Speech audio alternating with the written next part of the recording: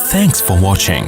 Don't forget to like, comment, share and subscribe to Mufti Tariq Masood, famous scholar. تو میں یہ دوسری چیز جس کی پر اللہ نے ایک تو چربی پہ پابندی لگائی، دوسری چیز جس پر اللہ نے پابندی لگائی بنی اسرائیل پر، وہ ہفتے کے دن مچھلی کا شکار، کیونکہ ہفتے کو مچھلیاں بہت زیادہ آیا کرتی تھیں۔ اللہ نے کہا تمہارے گناہوں کی سزا ہے کہ ہفتے کے دن تمہیں صبر کرنا پڑے گا۔ تو فش بھی کیا چیز ہے بھائی؟ صحت کے لیے بہت مفید نہیں ہے بلکہ بہت مفید ہے۔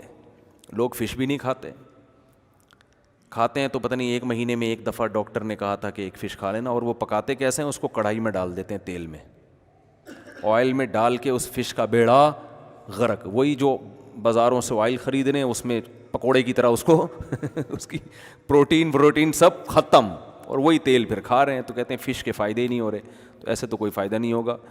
فش آپ کھائیں یا تو اسٹیم کر کے کھائیں یا بہت ہلکے آئل پہ، ہلکی آنچ پہ اس کو، کیونکہ مچھلی میں پروٹین تیز آنچ پہ وہ ختم ہو جاتے ہیں نا اس کے، یا اس کو آپ گرل کر کے کھا لیں اور پھر خوب کھایا کریں۔ سمجھ رہے ہو؟ یہ نہیں کہ مہینے میں ایک دفعہ آپ نے دو نوالے ڈاکٹر کے مشورے پر۔ یہ 11 بادام تھوڑی ہیں جو آپ نے صبح دیکھو۔ بنگلہ دیش کے لوگوں کی آوازیں بڑی اچھی، میں نے جتنے اچھے قاری دیکھے زیادہ تر بنگلہ دیش کے دیکھیں۔ ہمارے جامعہ میں ایک بنگلہ دیش کے استاذ ہیں، 50 سال عمر ہو گئی، اب تک بال کالے ہیں۔ کیوں؟ مچھلی کھاتے آ رہے ہیں ہمیشہ سے۔ سمجھتے ہو کہ نہیں سمجھتے؟ تو فش کھانے سے آپ کی آنکھیں، وزن نہیں بڑھتا، ویٹ صحیح رہتا ہے۔ تو یہ چیزیں کھانی چاہیے۔ پیسہ اڑا رہے ہیں، بحریہ ٹاؤن میں پلاٹ چاہیے بحریہ ٹاؤن میں، کھاؤ مرضی جو مرضی گند کھاتے رہو، پلاٹ مل گیا ہمیں۔ پہلے اپنی ہڈیوں کو بناؤ میرے بھائی، ان میں سریا ڈالو۔ خیر، تو جب اللہ تعالیٰ نے بنی اسرائیل پر پابندی لگائی کہ تم نے ہفتے کے دن مچھلی کھانی نہیں، شکار نہیں کرنا ہے، لیکن اللہ نے آزمایا ایسے کہ ہفتے کے دن مچھلیوں بہت آیا کرتی تھی، تو قرآن کہتا ہے کہ 3 حصوں میں بنی اسرائیل بٹ گئے۔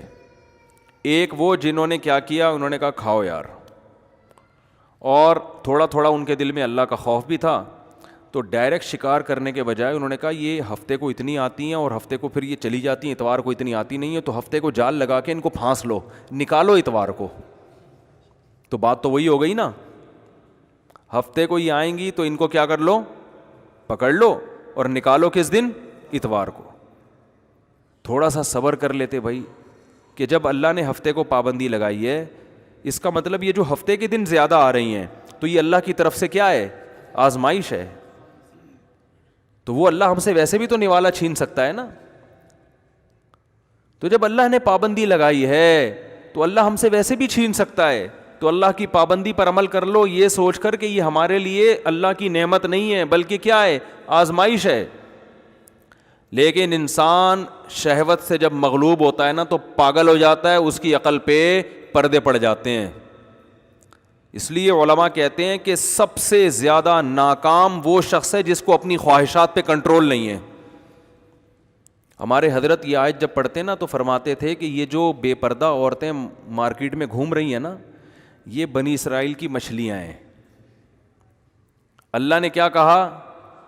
عورت کو بری نیت سے مت دیکھو، پابندی لگا دی۔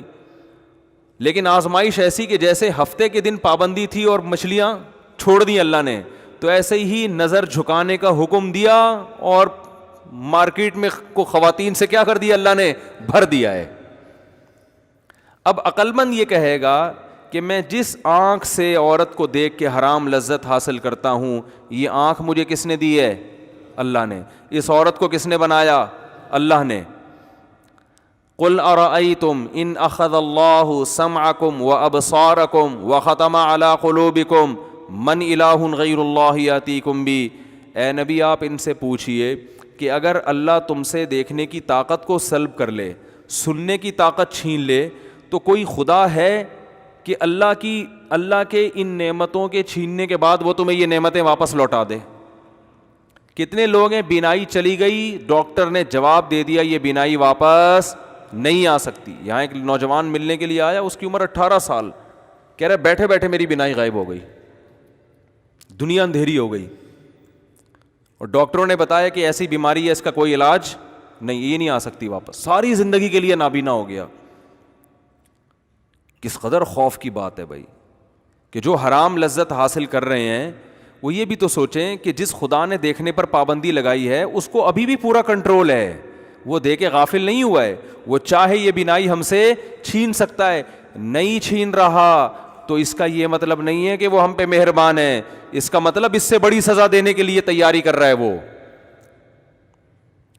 تو حضرت فرمایا کرتے تھے جب بھی عورتوں پہ نظر پڑے نا جو بازاروں میں گھوم رہی ہیں, کیونکہ بد نظری بہت آسان ہو گئی ہے, پہلے بڑی مشکل تھی, پہلے خواتین پرانے زمانے میں برقعے میں ہوا کرتی تھیں, افسوس غم بھی ہوتا تھا کوئی دیکھتے ہوئے پکڑے نہ جائیں پٹیں گے, چھپ چھپا کے دیکھ رہے ہیں, کہیں کھڑکی سے جھانک رہا ہے کوئی دیوار پھلانگتے ہوئے پکڑا گیا, صحیح ہے نا.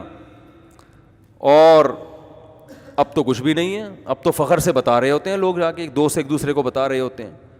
تو یہ جو گناہ آسان ہو گیا نا, تو گناہ کا آسان ہونا اس کی علامت نہیں ہے کہ اللہ ہم پہ مہربان ہو گیا ہے, اللہ نے ہمارے لیے نعمتوں کے دروازے کھول دیے ہیں.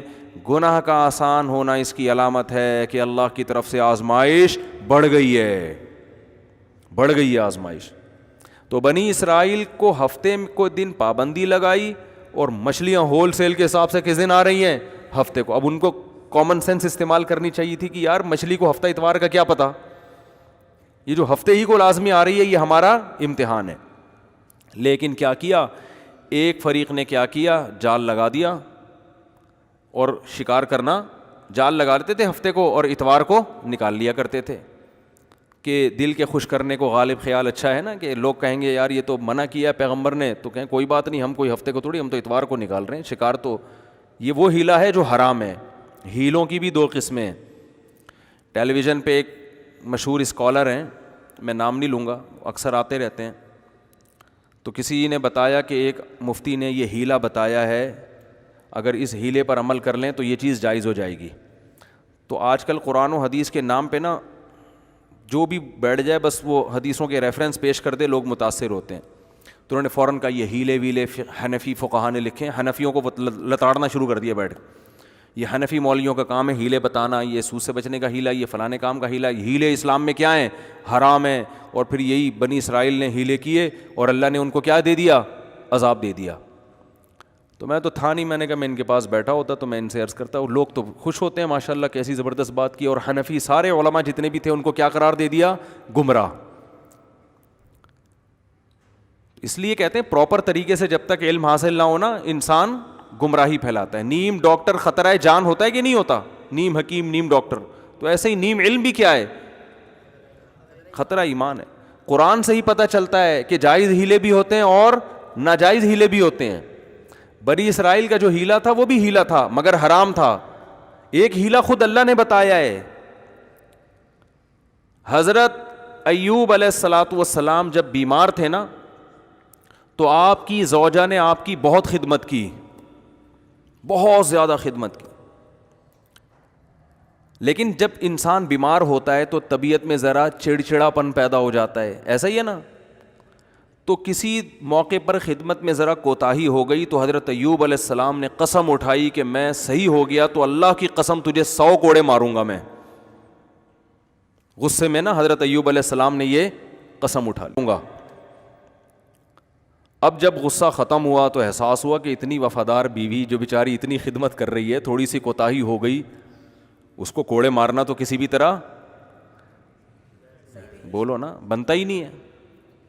لیکن پیغمبر قسم اٹھا کے پوری نہ کریں تو پیغمبر کو اس پہ بھی ضمیر مطمئن نہیں ہے. بھائی اللہ کے نام کی قسم اٹھائیے, کہ قسم اٹھا کے پورا نہ کرنا یہ تو اللہ کے نام کی ایک قسم کی, یعنی آپ نے اللہ کو وہ عظمت نہیں دی جو اس کا حق بنتا ہے.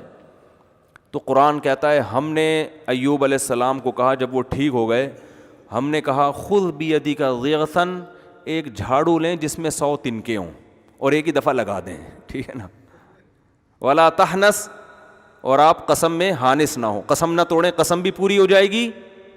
اور بیوی کو بھی پتہ ہے کہ یہ ذلت کے لیے نہیں لگایا جا رہا بلکہ یہ اپنا ایک فارمیلٹی پوری کی جا رہی ہے. تو یہ بھی ایک ہیلا ہے یا نہیں ہے؟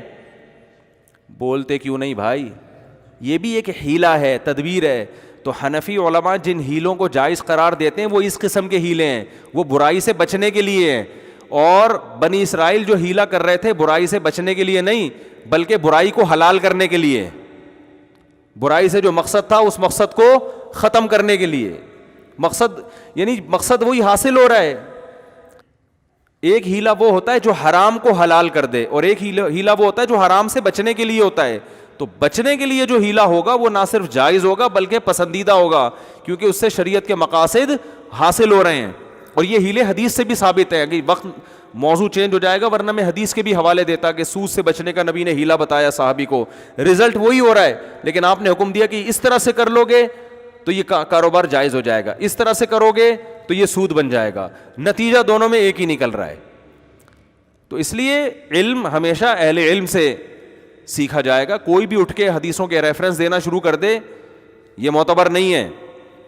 جیسے کسی ڈاکٹر کے پاس کبھی گئے اور ڈاکٹر نے کہا آپ کو یہ بیماری ہے تو اس کے لیے فلاں دوا کھائیں, میڈیکل سائنس کی فلاں کتاب کے صفحہ نمبر فلاں پہ لکھا ہوا ہے, کھا لیں. کبھی ایسا ہوتا ہے؟ آپ بولو گے جی میں نے کتاب کے حوالے دیکھنے ہوتا تو آپ کے پاس کیوں آتا, میں حوالے ہی میں میڈیکل سائنس کی کتاب نہ پڑھ لیتا. ڈاکٹر بتائے گا کہ بھائی یہ جو حوالہ ہے یہ کس کے لیے ہے اور کس کے لیے نہیں ہے, یہ ہر ایک کے لیے نہیں ہے. ہر چیز کتاب میں پوری ڈیٹیل سے تھوڑی ہوتی ہے. ڈاکٹر بتائے گا کہ بھائی یہ جو حوالہ لکھا ہوا ہے یا آپ نے اس بیماری میں یہ دوا کھانی ہے, میں دوسری کتاب کا بھی حوالہ دیتا ہوں کہ اس میں لکھا ہوا ہے کہ یہ ان لوگوں کے لیے جن کی عمر 60 سال سے زائد ہو یا جن کو یہ بیماری نہ ہو. یہ 10 چیزیں ہوتی ہیں. اسی وجہ سے کبھی بھی میڈیکل سائنس میں حوالے نہیں لیے جاتے بلکہ ڈاکٹروں سے رابطہ کیا جاتا ہے. آپ کہہ سکتے ہیں ڈاکٹر فراڈی بھی ہوتے ہیں, تو بھائی 1 نمبر بھی تو ہوتے ہیں. تو یہ تحقیق کی جاتی ہے ان میں کون 1 نمبر ہے اور کون 2 نمبر ہے. تو اسی طرح مسائل کے معاملے میں عوام پر لازم ہے کہ وہ تحقیق کرے کون 1 نمبر مفتی ہے کون 2 نمبر ہیں. تو جو قابل اعتماد ہے ان کی رائے کو فالو کرے. پھر وہ یہ فروعی مسائل میں, عقیدے میں نہیں. عقائد میں تو ڈائریکٹ قرآن و سنت ہی کو فالو کیا جائے گا. تو خیر, تو اللہ نے بتایا کہ بنی اسرائیل میں 3 جماعتیں بن گئیں. ایک جماعت وہ بن گئی جس نے دبا کے مچھلی کا شکار شروع کر دیا. ایک جماعت وہ ہو گئی جس نے مچھلی کا شکار نہیں کیا, انہوں نے اپنے آپ کو بچا لیا. لیکن ایک جماعت وہ تھی جنہوں نے اپنے آپ کو بچایا بھی اور جو شکار کر رہے تھے ان کو روکنے کی کوشش بھی شروع کر دی. تو یہ ہوتے ہیں نمبر 1. یہ کون ہوتے ہیں کہ بھائی خود بھی ٹھیک بننا ہے اور معاشرے کی اصلاح کی بھی کوشش کرنی ہے. اور ایسے ترغیب دی ان کو کہ وہ نہیں مان رہے تھے, وہ حیل و حجت شروع کر دی انہوں نے کہ ہم اتوار کو شکار کر رہے ہیں, ہفتے کو تھوڑی کر رہے ہیں. تو اللہ فرماتے ہیں جو درمیانی طبقہ تھا نا, جو خود تو شکار نہیں کر رہا تھا لیکن تبلیغ بھی نہیں کر رہا تھا, انہوں نے تبلیغ کرنے والوں کو کہا لما تعظون قوما اللہ مہلکہم او معذبہم عذابا شدیدا, کہ تم ایسی قوم کو کیوں نصیحت کر رہے ہو جن کی ہلاکت کا اللہ نے ارادہ کر لیا ہے. کیونکہ یہ تو ماننے والے نہیں ہیں, تو ان کو تبلیغ کا کیا فائدہ, چھوڑ دو ان کو اپنے حال پہ. یعنی انہوں نے جو دعوت دینے والے تھے ان کو بھی سمجھانا شروع کیا کہ انہوں نے تو مرنا ہی مرنا ہے. تو وہ جواب میں کیا کہتے ہیں, مَعْذِرَةً إِلَىٰ رَبِّكُمْ وَلَعَلَّهُمْ يَتَّقُونَ, شاید بچ جائیں. بھائی کتنی فکر تھی دیکھو ان میں, ان کو پتا تھا کہ یہ ماننے والے نہیں ہیں, لیکن کہا کہ یہ تو ہمارا خیال ہے نا کہ نہیں مانیں گے. 0.001% چانس تو ہے نا کہ شاید مان جائیں, شاید مان جائیں. 0.001% چانس ہے کہ شاید مان جائیں. اور اگر نہیں بھی مانے, مَعْذِرَةً إِلَىٰ رَبِّكُمْ, کل قیامت میں ہم اپنے رب کو کہہ سکیں گے کہ اللہ ہم نے روکنے کی کوشش کی تھی, تو ثواب تو مل جائے گا نا ہمیں. تو یہ کون لوگ ہوتے ہیں, خاندانی. کیا کہلاتے ہیں ایسے لوگ معاشرے میں, خاندانی, جو کہتے ہیں یار اپنا کام کیے جاؤ. تو یہ جو دعوت دینے والے لوگ ہوتے ہیں, اچھا اللہ نے پھر ہلاک کر دیا ان کو, بندر اور خنزیر بنا دیا. اللہ تعالی ہم سب کو بچائے. اللہ تعالیٰ فرماتے ہیں فَجَعَلَ مِنْهُمُ الْقِرَدَةَ وَالْخَنَازِيرَ. اللہ جب وہ رات کو سوئے ہیں نا, جنہوں نے مچھلی کا شکار کر رہے تھے, رات کو سوئے ہیں تو صبح اٹھے تو کوئی بندر بن چکا تھا, کوئی خنزیر سور کی شکل بن چکی تھی کسی کی.